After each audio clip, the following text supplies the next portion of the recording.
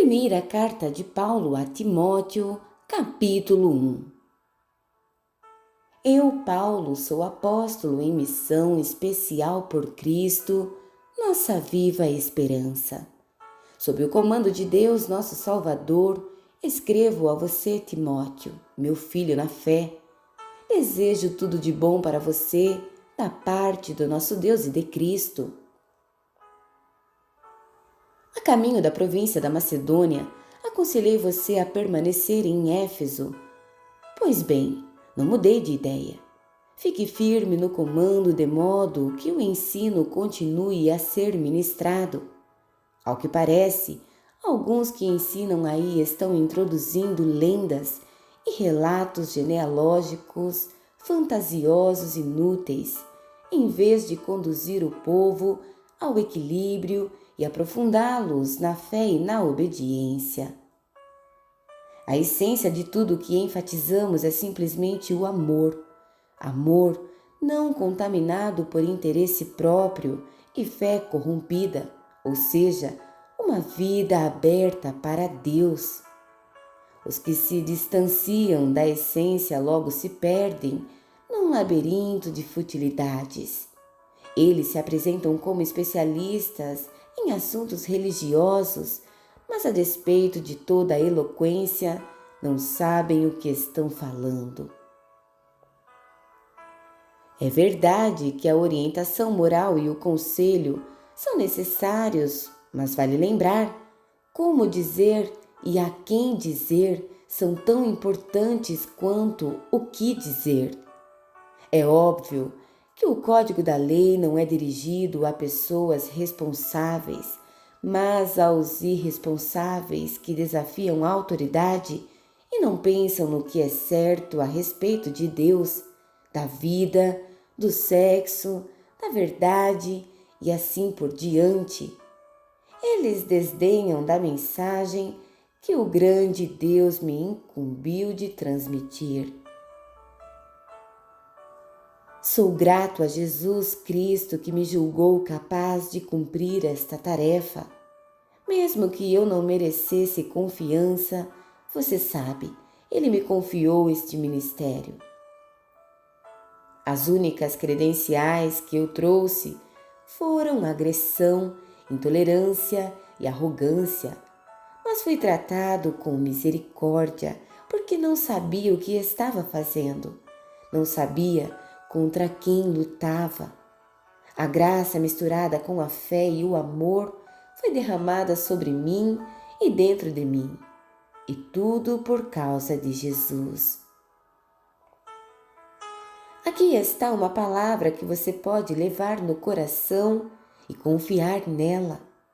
Jesus Cristo veio ao mundo para salvar os pecadores. Eu sou a prova. O pecador público, número 1, de alguém que jamais conseguiria nada a não ser por pura misericórdia. E agora, ele me apresenta como prova de sua paciência sem fim aos que confiam nele para sempre. Profunda honra e esplendorosa glória ao Rei de todos os tempos, Deus único, imortal, invisível, sempre e sempre. Amém. Estou passando essa tarefa a você, meu filho Timóteo. A palavra profética dirigida a você nos preparou para isso.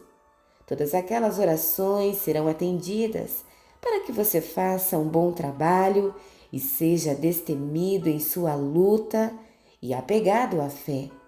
Afinal, estamos numa guerra. Alguns, você sabe, por relaxar na firmeza e por pensar que qualquer coisa é válida, fizeram da vida de fé uma bagunça. Himeneu e Alexandre estão entre eles.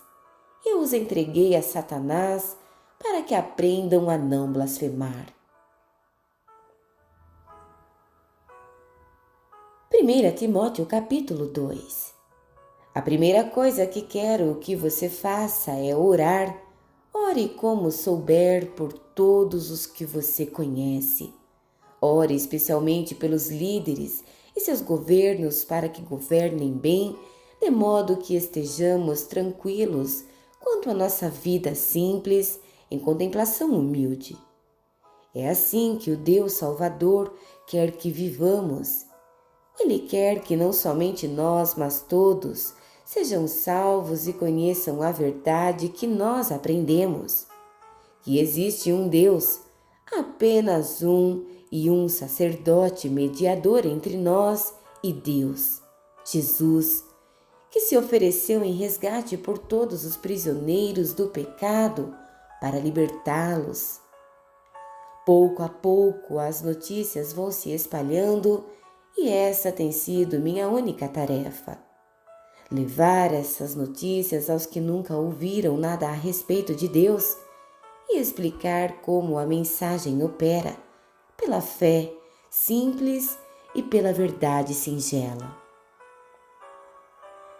Considerando que a oração está na base de tudo, o que mais quero é que os homens orem, em vez de ficar brigando como inimigos, e levantem mãos santas para Deus.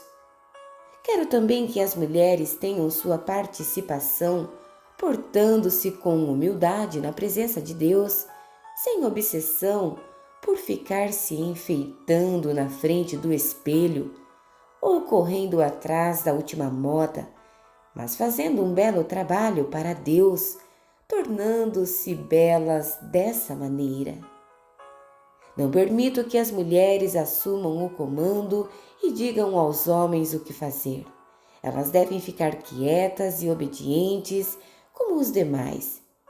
Adão foi feito primeiro, depois Eva.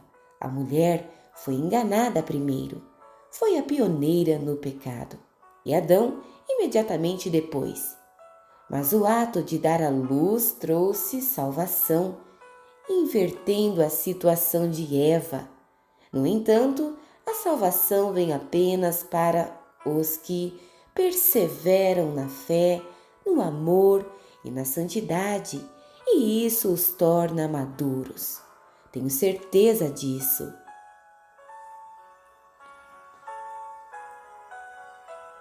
Primeira Timóteo capítulo 3. Se alguém deseja ser líder na igreja, ótimo, mas há algumas condições. Deve ser alguém de boa reputação, fiel à esposa, de fácil relacionamento e hospitaleiro. Deve entender do que fala, não ser muito chegado em vinho e não ser controlador, mas gentil. Não deve ser sensível demais a críticas, nem movido pela ganância. Deve administrar bem seus negócios, ser atencioso para com os filhos e respeitado por eles. Pois se alguém não é capaz de lidar com os próprios negócios, como poderá cuidar da igreja de Deus? Não deve ser novato na fé, para que a posição não suba à cabeça e assim não caia na armadilha do diabo. O mesmo vale para os que querem servir em outras funções na igreja. Cristãos sérios, sem falsidade e não muito chegados em vinho, e que não estejam no ministério pensando em ganho pessoal. Devem ter respeito pelo ministério da fé, não usando a posição em proveito próprio. Eles devem ser testados. Se mostrarem que são capazes, que assumam sua função. Nenhuma exceção deve ser feita às mulheres. Para elas, as mesmas qualificações, sérias e confiáveis, não devem ser faladeiras, nem muito chegadas em vinho. Quem serve na igreja deve ter compromisso com o cônjuge, ser atencioso com os filhos e cuidadoso nos negócios. Os que cumprem devidamente o papel de servo serão respeitados, um crédito verdadeiro para a fé em Jesus.